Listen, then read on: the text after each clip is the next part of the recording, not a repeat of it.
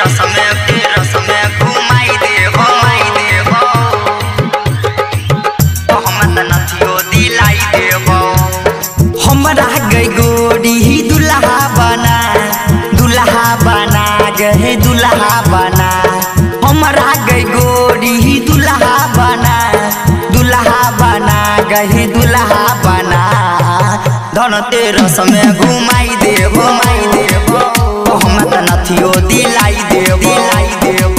धनतेरस में घुमाई देबो हम त नथियो दिलाई देबो। हमरा गई गोरी दुल्हा बना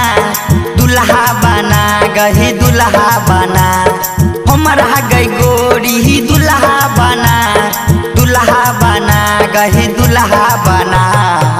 धनतेरस में घुमाई देबो हम त नथियो दिलाई देबो। धनतेरस में घुमाई देबो हम त नथियो दिलाई देबो।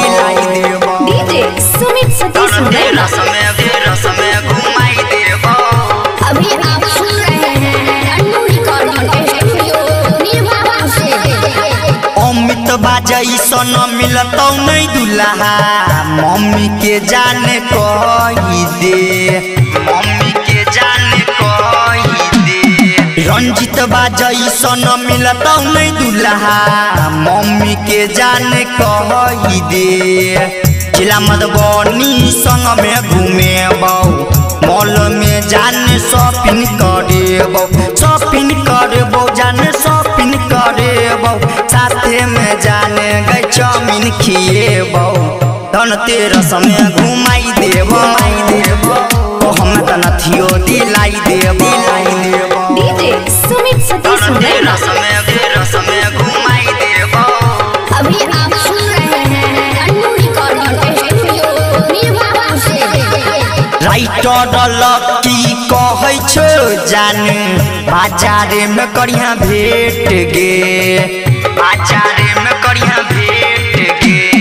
राइटर लकी कहै छो जान बाजार में करिया भेट गे। पहले दीवाना के सैया बना ले जिंदगी भर के कसम निभा ले गई कसम निभा ले। धनतेरस में घुमाई देबो हम त नथियो दिलाई देबो।